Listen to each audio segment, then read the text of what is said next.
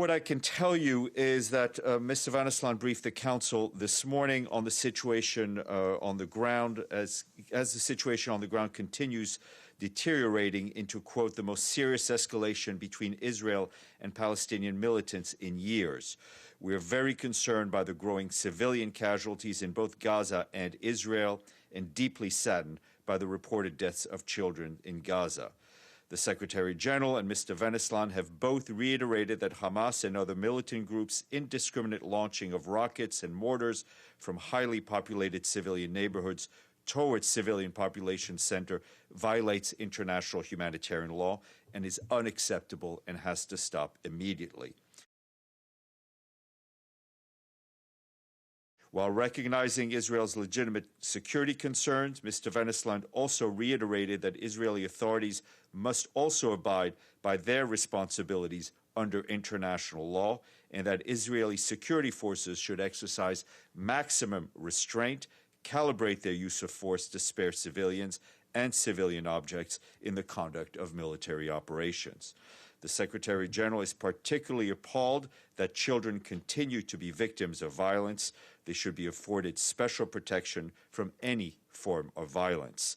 He and his envoy have called on the international community to take action to enable the parties to step back from the brink and return to the previous understandings that have maintained a relative calm in Gaza and avoid a descent into chaos with the massive casualties and immense damage to civilian infrastructure that would result.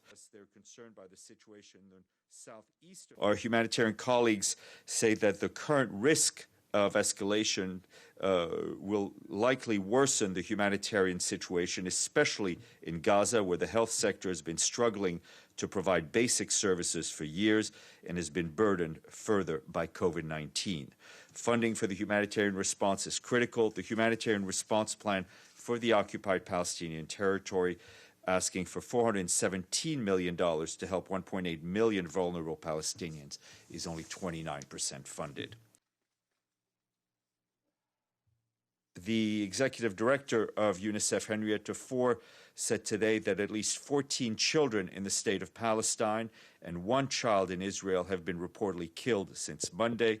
She noted that another 95 children in Gaza and the West Bank, including East Jerusalem, and 3 children in Israel have reportedly been injured in the past 5 days.